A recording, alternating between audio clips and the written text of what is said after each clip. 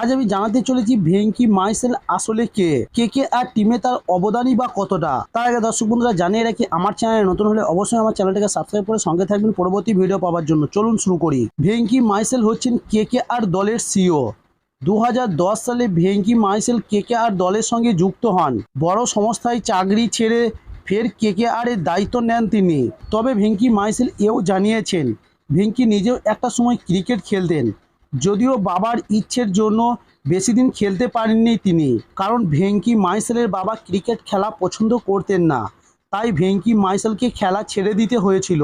Venky Mysore K R team ছাড়াও Venky king খানের company red chillies entertainment CEO হিসাবেও কাজ করছেন তিনি। এবং Venky Mysore K R CEO Venky Mysore K R টিমকে পরিচালনা করে থাকেন। তবে জানা গিয়েছে ভেঙ্কি মাইসেল 25 বছরেরও বেশি সময় ধরে কার্পেট জগতে কাজ করেছেন তিনি। তবে গত বছর এক সাক্ষাৎকারে শেষ আয়ার বলেছিলেন কে আর দল নির্বাচনের সিওর ভূমিকা থাকে, এর বিকল্প হয়। এবার জানাতে চলেছি কে আর সিও ভেঙ্কি মাইসেলের মাইনে কত।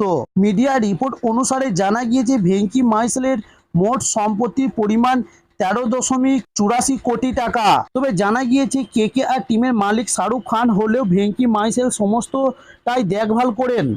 প্লেয়ার কেনার থেকে টিম নির্বাচন করা সমস্তটাই ভেঙ্কি মাইসেলের উপর ডিপেন্ড করে।